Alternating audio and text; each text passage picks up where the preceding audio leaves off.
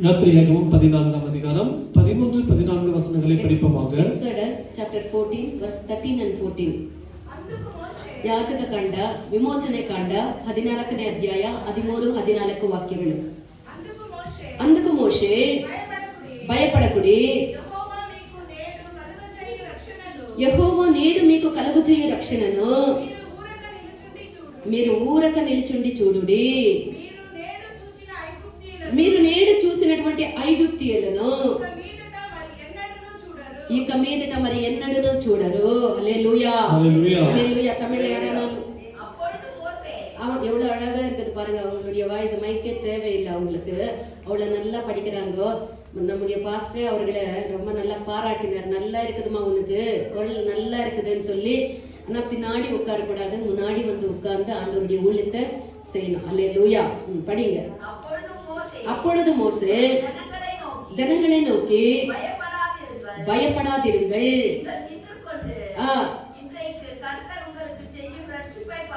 ரட்சிப்பை பாருங்கள்.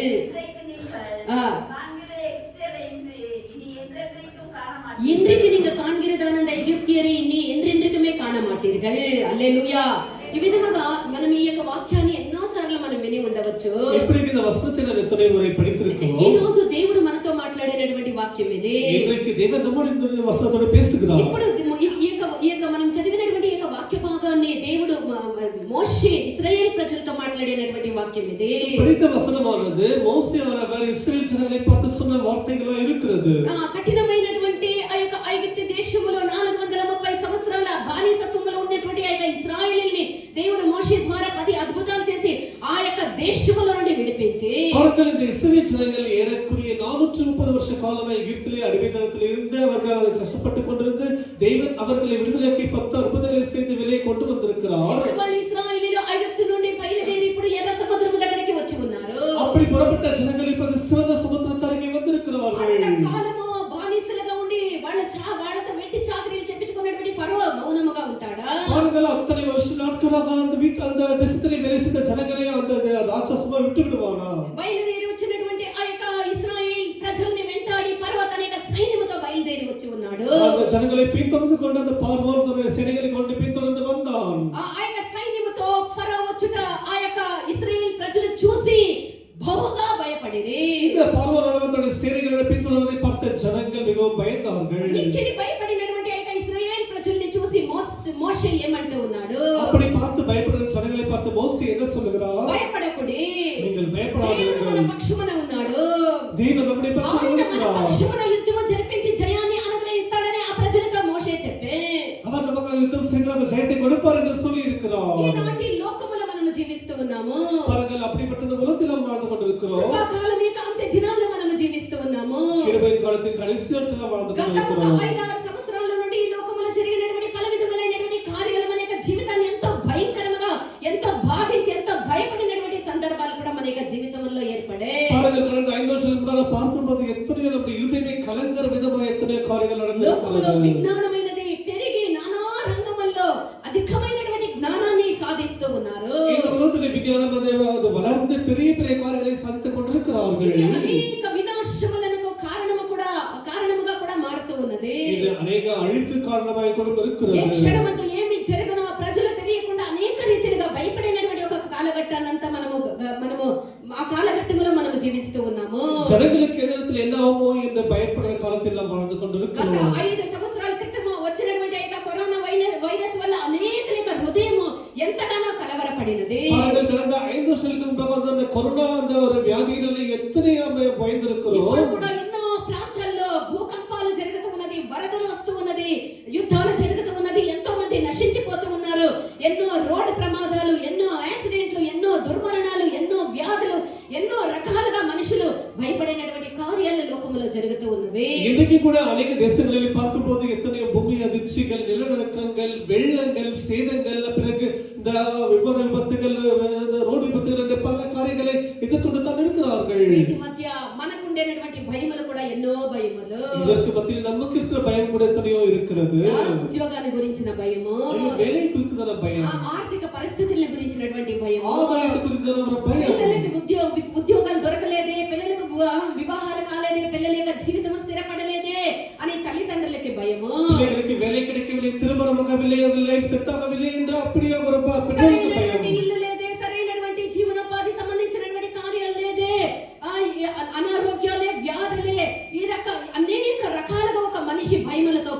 భయపడుతూ ఉన్నాడు. சரியான வீடியோ இல்லையே, ஒரு வசதி இல்லையே, பல விதமான ஒரு வியாதி குறித்த பயங்கள்லாம் இருக்கிறது.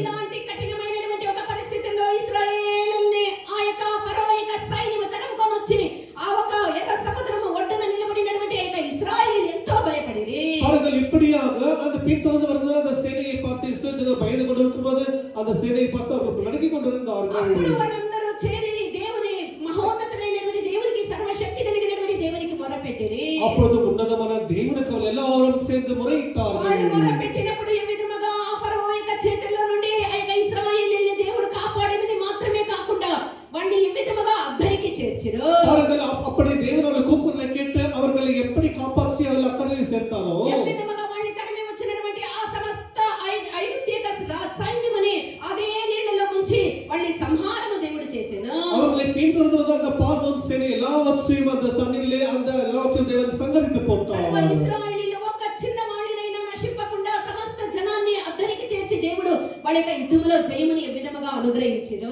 அந்த முழு இஸ்ரவேல் ஜனங்களே ஒரு ஸ்திரீவனாகிலும் மரிக்காதபடிக்கு தேவன் அவர்களை அவ்வளவா பாதுகாத்து అదే நடத்தினார். విధముగా మనకు విరోధముగా లేచినటువంటి ప్రతి ఒక్క కార్యముల నుండి మన యొక్క దేవుడు విడుదలని అనుగ్రహించే దేవుడై ఉన్నారు. அதே நமக்கு விரோதமாய் எழும்புற எல்லா கருத்தும் தேவன் நமக்கு உதவி செய்து நம்ம நடத்துகிறவராய் இருக்கிறார். నీ యొక్క భయము, నీ యొక్క భీతి, నీ యొక్క దిగులు, నీ యొక్క కలవరము, నీ యొక్క ఆందోళన దేని మీద ఉన్నదో, உன்னுடைய பயம், உன்னுடைய கவலை எதன் மீது இருக்கிறதோ, నువ్వు ఏ కార్యాల కొరకు నీ జీవితంలో పోరాడుతూ ఉన్నావో, దిగులు పడి కలవరపడి చంచల పడుతూ ఉన్నావో, எந்த ஒரு காரியத்துக்கு நீ பயப்பட்டு நீ திகில் கொண்டு அவ்விதமாய் சஞ்சலப்பட்டு கொண்டு இருக்கிறாயோ, వ్యాధి వల్ల నువ్వు భయపడుతూ ఉండవచ్చు, ஒருவேளை வியாதி நிமித்தம் பயப்பட்டு పిల్లల గురించి నువ్వు కలవరపడుతూ ఉండవచ్చు, பிள்ளைகளை குறித்து நீ கலங்கி கொண்டு இருக்கிறாய், నీ కుటుంబం యొక్క పరిస్థితిని గురించి నువ్వు భయపడుతూ குடும்பத்தில் ఉండవచ్చు, பார்த்து நீ பயந்து கொண்டு இருக்கலாம். ఏ విషయానికి భర్త సరిలేదన్న భయము, భార్యకి భార్య సరిలేదన్న భయము, భర్తకి పిల్లలు సరిలేదన్నటువంటి భయము తల్లిదండ్రులకి నేటి కాలంలో ఏ దాని గురించి భయపడుతూ ఉన్నారో తెలియదు. அவர்கள் இன்றைக்கு மனைவி மனோட புருஷன் சரியில்லை என்ற ஒரு கவலை, புருஷனுக்கு மனைவி சரியில்லை கவலை, பெற்றோருக்கு பிள்ளைகள் சரியில்லை கவலை என்று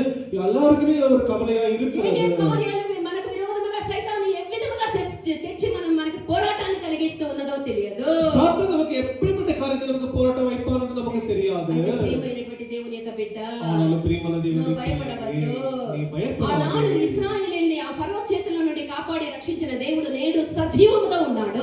அன்றைக்கு அந்த இஸ்ரவேல் ஜனங்களை பார்வோன் கையிலிருந்து காப்பாற்றின தேவன் இன்றைக்கு உயிரோடு தான் మనకు இருக்கிறார். విరోధముగా లేచినటువంటి శక్తులు అన్నిటిలో దేవుడే యుద్ధము చేసి వాటన్నిటిని దేవుడే అనగద్రొక్కి దేవుడే నిర్మూలన చేసి మన యొక్క యుద్ధములో దేవుడు జయమును అనుగ్రహించే దేవుడై ఉన్నాడు. நமக்கு விரோதமாக எழும்போது எல்லா போராட்டத்தையும் எல்லா சத்துருக்களையும் நம்முடைய தேவனால நமக்கு எல்லாவற்றையும் அவர் எதிர்கொண்டு நமக்கு ஜெயத்தை கொடுப்பார். 91 కీర్తన 5-6 వాక్యములు ఏమని సెలవిస్తూ ఉన్నది? 91 సంగీతం 5-6 రాత్రి కలవు భయముకైనను, இரவிலே உண்டாகும் పగటి వేళ பயத்திற்காகவும், ఎగురు బాణములకైనను, பகலில் பறக்கும் చీకటిలో பப்புக்காகவும், సంచరించే తెగులుకైనను இரவிலே நடமாடும் கொள்ளை నువ్వు நோய்க்காகவும் భయపడవద్దని, నువ్వు భయపడకుందుమని ఇక్కడ వాక్యము సెలవిస్తూ ఉన్నది. நீ பயப்படாதிருப்பாய் என்ற வசனம் சொல்லுகிறது. ప్రియమైనటువంటి దేవుని యొక్క బిడ్డ, தேவனுடைய பிள்ளையே, నువ్వు ఎందుకు భయపడాలి?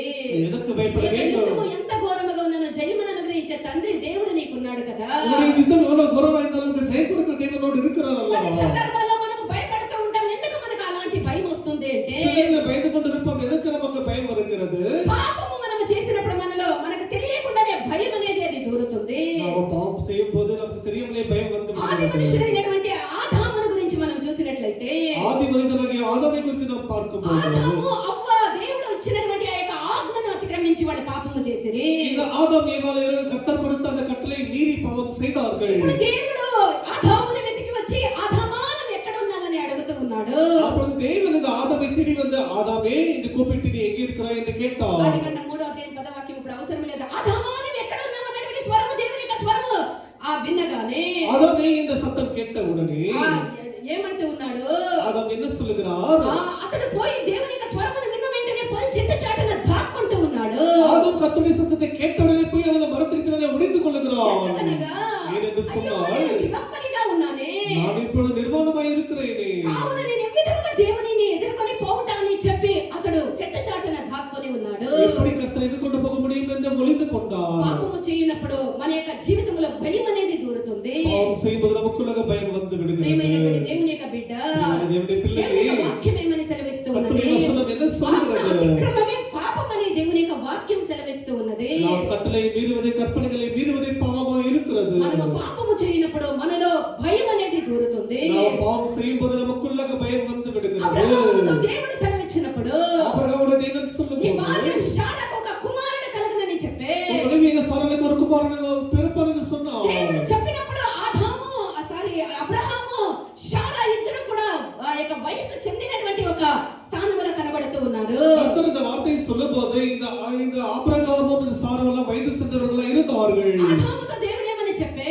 இந்த ఆదాముడు నీకు ఒక కుమారుని కలుగజేతనని చెప్పే உனக்கு ஒரு குமாரனை உண்டாக செய்வேன் என்று சொன்னார். శారా ఏమంటూ ఉన్నది? அப்பொழுது சாராள் என்ன శారా செய்தார்? వార్త విన్న వెంటనే హృదయంలో భయపడి இந்த சாராள் வார்த்தை கேட்டவுடனே నేను వృద్ధురాలినై ఉన్నానే, நான் వయது சென்றவனாக ఒక இருக்கிறேன். కుమారుని విధవగా కనగలను. நான் குமாரனை எப்படி பெற முடியும்?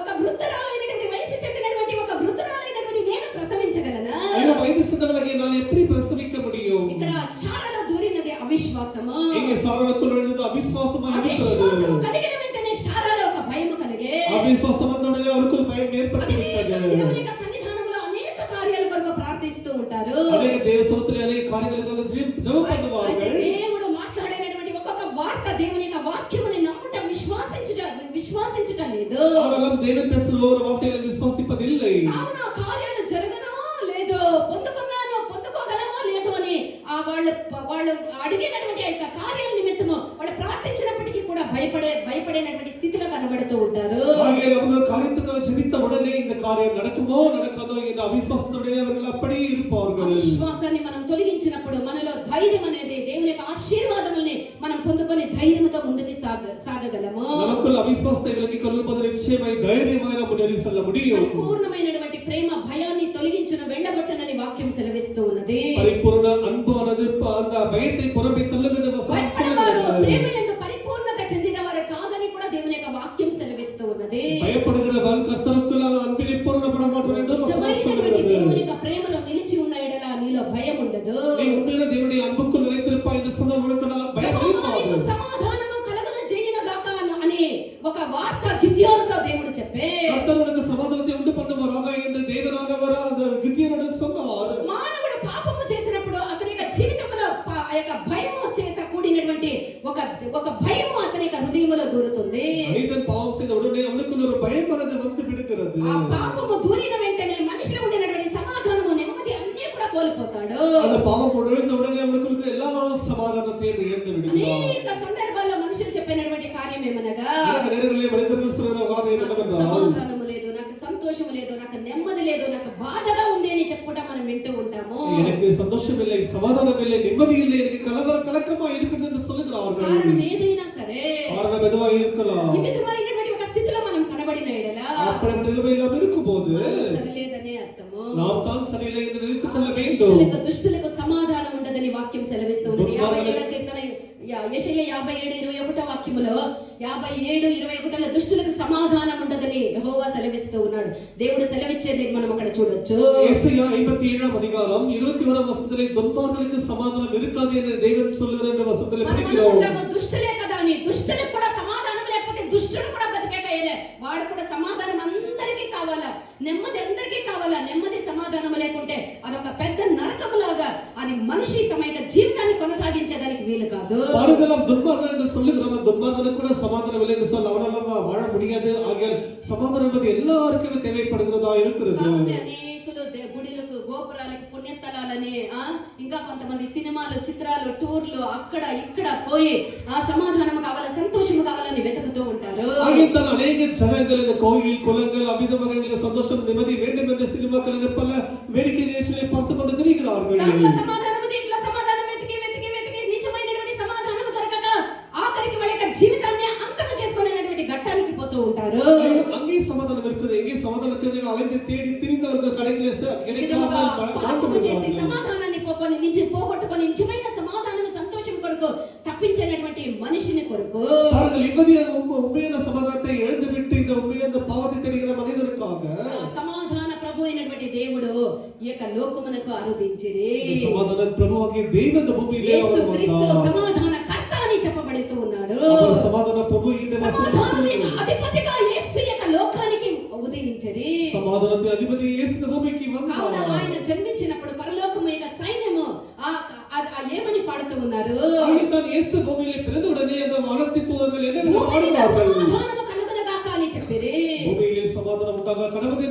செய்தார்கள் స్తోత్రము చేసిరి. దేవునికి స్తోత్రం లూకా సువార్త செய்தார்கள் 2వ అధ్యాయం 14వ వాక్యములో ఉన్నది. லூக்கா சுவிசேஷம் 2ஆம் அதிகாரம் 14ஆம் வசனத்தில் எழுதப்பட்டிருக்கிறது.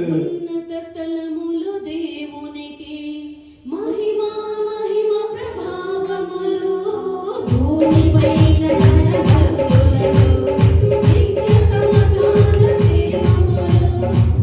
ఉన్నత స్థలములు దేవునికి మహిమ మహిమ ప్రభావములు భూమిపైన కనబడును నిత్య సమాధాన క్షేమములు.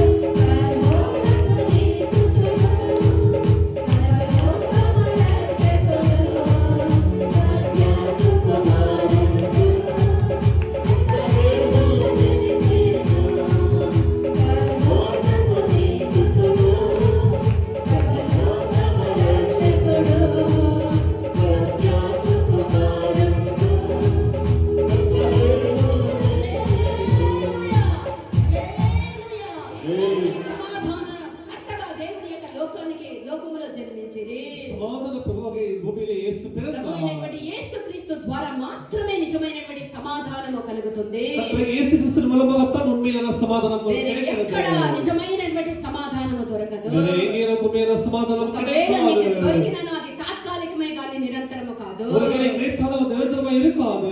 ప్రియమైనటువంటి దేవుని యొక్క బిడ్డ, ప్రియమైన దేవుని పిల్లకి సమాధానమే కావాలి అంటే సమాధాన కర్తని నీ యొక్క స్వంత రక్షకునిగా మనం అంగీకరించాలి. அந்த சமாதானம் வேண்டும் என்று சொன்னால் அந்த சமாதான பிரபுவை நம்முடைய ரட்சகராக ஏற்றுக்கொள்ள வேண்டும். అప్పుడే మన యొక్క జీవితంలో నిజమైనటువంటి సమాధానాన్ని మనం పొందుకోగలము. அப்போது உண்மையான ஒரு சமாதானத்தை நம்ம ஜீவிதத்தில் రెండు பெற்றுக்கொள்ள முடியும். రకములైనటువంటి మరణాన్ని గురించి వేదం మనకు సెలవిస్తూ ఉన్నది. இரண்டு விதமான மரணங்களை வேதம் ఒకటి சொல்லுகிறது. ఆత్మీకమైనటువంటి మరణము, ఇంకొకటి శారీరకమైనటువంటి మరణము. ஒன்று ஆவிக்குரிய மரணம், இரண்டாவது சரீர பிரகாரமான மரணம். దేవుడు ఆదాముతో చెప్పినప్పుడు ఈ చెట్టు ఫలమును తిన్న దినమున నువ్వు చావని చత్తవని దేవుడు ఆదాముతో చెప్పే. தேவனானவர் ஆதாமோடு சொல்லும்போது நீ இந்த விருட்சத்தின் கனியை புசிக்கும்போது நீ சாகவே சாவாய் என்று சொன்னார். దేవుడు చెప్పిన తర్వాత కూడా ఫలము తిన్న తర్వాత కూడా ఆదాము ఎంతో కాలం జీవించినట్టు వేదములో ఉన్నది. பாருங்கள், தேவன் சொன்ன பிறகு அவன் விருட்சத்தின் கனியை புசித்த பிறகு கூட அவன் எத்தனை நாட்கள் வாழ்ந்ததை பார்க்கிறோம். పాపము చేసి ఆత్మీయముగా ఆదాము చనిపోయే. அந்த கனியை புசித்து அவன் ஆவிக்குரியமாய் மரித்து போனான். శారీరకంగా ఆయన జీవించినను ఆత్మీకముగా ఆ యొక్క మాటని అతిక్రమించి ఆ ఫలము తిన్న ఆ రోజే ఆదాము ఆత్మీకముగా చనిపోయి ఉంటే. பாருங்கள், சரீர பிரகாரமாக அவன் உயிரோடு தான் இருக்கிறான், ஆனால் ஆவிக்குரியமாய் மரித்து போனான். అపోస్తల కార్యములు 5వ అధ్యాయం 5వ వాక్యములో అననీయ సప్పీరాల గురించి ఇక్కడ చూస్తూ ఉన్నాము. அப்போஸ்தல நடபடிகள் 5ஆம் அதிகாரம் 5ஆம் வசனத்திலே వీళ్ళు డబ్బుకు ఆశపడి పరిశుద్ధాత్మకు అబద్ధము చెప్పి దేవుని యొక్క పరిశుద్ధాత్మని దుఃఖపరిచిరి. పేతురుకు అబద్ధము చెప్పి పరిశుద్ధాత్మని దుఃఖపరిచిరి. அனனியா சப்பீரா என்று சொன்ன தம்பதியார் அங்கே பேதுருக்கு விதமாய் பொய் சொல்லி அங்கே மாட்டிக்கொண்டிருக்கிறார்கள். పేతురు మీ పొలముని ఇంతకే అమ్మినారంటే అంతకే నిద్ర అబద్ధం చెప్పిరి. అప్పుడు పేతురు అది మీ దగ్గర ఉన్నప్పుడు మీదే కదా, అమ్మిన తర్వాత కూడా మీదే కదా, ఎందుకు మీరు అబద్ధం చెప్పి పరిశుద్ధాత్మని దుఃఖపరిచితిరి అన్నప్పుడు వాళ్ళిద్దరూ కూడా ఒకరికి ఎరకక ఒకరికి తెలియకుండా వాళ్ళిద్దరూ కూడా ఆత్మీయముగాను చనిపోయి శారీరకముగాను మరణించిరి. பேதுருவை பார்த்து நீங்கள் நிலத்துக்கு விழத்தான் விற்றீர்கள் கேட்டபோது அவளுக்கு தான் விற்றோம் என்று பொய் சொன்னார்கள். அப்பொழுது இரண்டு பேருமே அப்பொழுதே மரித்து போனார்கள். ஆவிக்குரியமாக சமயமாக மரித்து போனார்கள். మన యొక్క మాటలు మనం శ్రద్ధగా దేవుని యొక్క మాటలు శ్రద్ధగా విని మనము దేవుని యొక్క మాటల్ని శ్రద్ధగా మనం పాటించే వారముగా ஆகிய தேவனுடைய வசனத்தை கவனமாய் கேட்டு நம்ம அதை கேட்டு நடக்க வேண்டும். మనకి ఎన్ని శోధనలు వచ్చినప్పుడు మనం భయపడ అక్కరలేదు. நமக்கு எத்தனை சோதனைகள் வந்தாலும் பயப்பட வேண்டிய அவசியம் இல்லை. మొదటి రెండు వాక్యములు మనం చూసినట్లయితే రాత్రి కూడా ఇదే వాక్యమే. భయపడకము, పేరు పెట్టి పిలిచిన దేవుడు నేను. చదవండి, నువ్వు నా సొత్తు. భయపడకము, పేరు పెట్టి నేను పిలిచి ఉన్నాను, నువ్వు నా సొత్తు. హల్లెలూయా. నువ్వు భయపడవద్దు, పేరు పెట్టి నేను నిన్ను పిలిచి ఉన్నాను, నువ్వు నా సొత్తు అని దేవుడు సెలవిస్తూ ఉన్నారు. நீ பயப்பட வேண்டாம், நீ என்னுடையவனை மீட்டுக் கொண்டேன் என்று இயேசு சொல்லுகிறார். మనము శోధనలు, అగ్ని పరీక్షలు, అనేక విధమైనటువంటి ఆ యొక్క కార్యాలను చూసినప్పుడు మనం భయపడరాదు. நமக்கு வருகிற சோதனைகள், அக்னிப்பன சோதனைகளை பார்த்து நாம் பயப்படக்கூடாது. అని దేవుడు మనల్ని చూసి సెలవిస్తూ ఉన్నారు. தேவன் நம்மை பார்த்து சொல்லுகிறார். ప్రియమైనటువంటి దేవుని యొక్క బిడ్డ, ప్రియమైన దేవుని పిల్ల, అనేక శోధనల గుండా మనం వెళ్ళినను பலவிதமான சோதனைகள் நாம் போகும்போது దేవుడు మనతో ఉన్నాడు. ఆయన మనల్ని పేరు పెట్టి పిలిచిన దేవుడు. ఆయన సొత్తైనటువంటి ప్రజలమై ఉన్నామన్నటువంటి విశ్వాసం మనం కలిగి ఉండాలి. தேவன் நம்மோடு இருக்கிறார், அவர் நம்மை பேரெடுத்து அழைத்திருக்கிறார் என்று அவர் சொத்தா இருக்கிறோம் என்று நாம் நம்ப வேண்டும். మనము ఒంటరిగా ఉన్నప్పుడు దేవుని యొక్క అనేకమైనటువంటి ప్రకటనలు, దేవుని యొక్క సన్నిధానములో మనం ధ్యానించి దేవుని యొక్క వాక్యము నుండి మనం పొందుకోవాలి. நாம் தனிமையில் இருக்கும்போது தேவ சமூகத்தில் நாம் தியானமாய் இருக்கும்போது అనేక வெளிப்பாடுகளை நாம் பெற்றுக்கொள்ள ఈ முடியும். లోకములో మనకు ఉపద్రవములు ఉన్నది, శోధనలు ఉన్నది, నీతి నిమిత్తం అనేక శోధనలు మనం పడాలని దేవుని యొక్క వాక్యం వాక్యం మనకు తెలియపరుస్తూ ఉన్నది. நீதி நிமித்தம் பல துன்பங்களை பட வேண்டும், இந்த உலகத்தில் நமக்கு பல உபத்திரவங்கள் இருக்குது என்று வசனம் சொல்லுகிறது. అయినను ధైర్యం వహించమని దేవుడు సెలవిస్తూ ఉన్నాడు. ஆனாலும் திடன் கொள்ளுங்கள் என்று வசனம் షద్రక్, మేషక్, சொல்லுகிறது. అబేద్నెగోలో అనేటువంటి వాళ్ళని మనం చూసినట్లయితే ஷாத்ராக், மேஷக், அபேத்நேகோ என்பவர்களை நாம் వాళ్ళు பார்க்கும்போது అగ్నిగుండములో పడవేయబడినటువంటి ఒక సందర్భం వాళ్ళకి వచ్చే அவர்களை அந்த அக்கினி அந்த சூழலில் பட வேண்டிய நிலைமை வந்தது. ఆయనను వాళ్ళ యొక్క తల వెంట్రుకల్లో ఒక వెంట్రుక కూడా వాళ్ళని ఆ యొక్క అగ్ని అది కాల్చలేదని వేదములో మనం చూస్తూ ఉన్నాము. அவர்களை அக்கினியிலே போடப்பட்ட போது அவர்களை தலைமையாகிலும் கருகலும் ఆ என்று యొక్క படிக்கிறோம். భయంకరమైనటువంటి ఆ యొక్క అగ్ని ఆ షద్రక్, మేషక్, అబేద్నెగోల్ని ఏ హాని కూడా కలిగించలేకపోయే. அந்த அக்கினியானது அவர்களை ஷாத்ராக், மேஷக், அபேத்நேகோவை ஒன்றும் செய்யவில்லை. మనము మన యొక్క దేవుని యొక్క సన్నిధానములో నీతిని పరిశుద్ధతని మనం కాపాడుకొనున్నప్పుడు தேவ சமூகத்தில் நீதி பரிசுத்தத்தை நாம் பாதுகாத்துக் దేవుడు మనతో కూడా கொள்ளும்போது ఉన్నట్లయితే தேவன் நம்மோடு இருப்பார் என்று మనకు சொன்னால் విరోధముగా కలిగిన మనకి ఏది సంభవించకుండా దేవుడు కాపాడుదురు. விரோதமாய் எது வந்தாலும் தேவன் நமக்கு நடக்காமல் பாதுகாப்பார். దేవుని యొక్క సన్నిధానములో షద్రక్, మేషక్, అబేద్నెగోలు దేవుని మీద విశ్వాసం పెట్టి దేవుని మీద పెట్టినటువంటి ఆ యొక్క విశ్వాసం వల్ల ఆ యొక్క అగ్ని వాళ్ళని ఏమీ చేయలేకుండా హాని కలగజేయకపోయే. பாருங்கள், ஷாத்ராக், மேஷக், அபேத்நேகோ என்பவர்கள் தேவன் மீது வைத்த விசுவாச நிமித்தமாக அந்த அக்கினி அவர்களை ஒன்றும் சேதப்படுத்தவில்லை. మనము కూడా మొదటి ప్రేమని ఆఖరి వరకు మనం కాపాడుకోవాలి. நம்முடைய முதல் அன்பை, ஆதி அன்பை கடைசி வரைக்கும் பாதுகாத்துக் கொள்ள నిరీక్షణ வேண்டும். విశ్వాసము మనకు లేని ఎడల இந்த அன்பை விசுவாசம் நமக்கு இல்லை என்று சொன்னால் మనం నిశ్చయముగా ప్రతి దానికి మనం భయపడుతూ ఉంటాము. நாம் நிச்சயம் எல்லாவற்றுக்கும் ఈ பயந்து கொண்டே లోకములో మనకు இருப்போம். కలిగినటువంటి శ్రమలంతా కూడా అల్పకాల శ్రమలే. இந்த பூமியில் வருகிற எல்லா துன்பங்கள் பாடுகளும் கொஞ்ச காலத்தின் பாடுகளா இருக்கிறது. అనుభవించిన తర్వాత இந்த கொஞ்ச கால பாடு அனுபவித்த பிறகு నిత్య సుఖముల్ని మనం అనుభవించదము. நாம் நிறைய சுகங்களை அனுபவிக்க முடியும். క్షణ మాత్రం ఉండినటువంటి చులకని శ్రమ అని వేదం సెలవిస్తూ ఉన్నది. அதுக்கு கொஞ்ச நேரம் இருக்கிற லேசான உபத்திரம் என்று சொல்லப்படுகிறது. కావున దేవుని యొక్క సన్నిధానంలో మనము దేవుని మీద మనం విశ్వాసం కలిగి జీవించినట్లయితే அந்த தேவன் மீது விசுவாசம் வைத்து நாம் ஜீவிக்கும் போது నిశ్చయముగా మనం దేనికి మనం భయపడము. நிச்சயமாய் எதற்கு பயப்பட మనం மாட்டோம். నడిపింపునకు లోబడాలి. நாம் కర్తருடைய நடத்துக்கு కీழ்పడి నడిపింపునకు లోబడి పూర్ణ చిత్తాన్ని మనం చేసేవాళ్ళముగా ఉండాలి. அவர் நடப்பதுக்கு கீழ்ப்படிந்து நாம் அவர் சித்தத்தை செய்கிறவர்களா இருக்க రాజుల வேண்டும். 17వ అధ్యాయం 13వ వాక్యములో ఎలియా ఏమంటూ ఉన్నాడు? 1 ராஜாக்கள் 17ஆம் அதிகாரம் 13ஆம் வசனத்திலே எலியா என்ன சொல்கிறார்? విధవరాల దగ్గర ఎలియా ఏమంటూ ఉన్నాడు? சாரிபாத்தின் விதவிடத்திலே எலியா என்ன சொல்கிறார்? భయపడవద్దు. ஓ அம்மா, நீ பயப்பட வேண்டாம். మొదటిగా నేను చెప్పినట్టు చెయ్యి. நீ போய் நான் சொன்னபடி முதலாவது செய்து கொண்டு வா. ఆ కఠినమైనటువంటి ఈ కరువు కాలంలో கடினமான அந்த பஞ்சத்தின் நாட்களிலே అనేకమైనటువంటి ఆ శ్రమల్ని అనుభవించి ఆ పేద విధవరాలు తన యొక్క బిడ్డను పెట్టుకొని జీవించినటువంటి ఆ యొక్క ఇంటికి ఎలియా పోయి చెప్పినటువంటి వార్త ఇది. அந்த பஞ்சத்தின் நாட்களிலே எவ்வளவு கஷ்டப்பட்டு கொண்டிருக்கிற அந்த தாய் வீட்டுக்கு சென்று எலியா சொல்ற வார்த்தைகளா இவை இருக்கிறது. కొద్ది పిండిలో నాకు మొదట ఒక అప్పమును చేసుకొని తీసుకొని రమ్ము. உனக்கு இருக்கிற கொஞ்சம் இப்ப அந்த மாவிலேக்கு முதலாவது அப்பத்தை செய்து கொண்டு வா.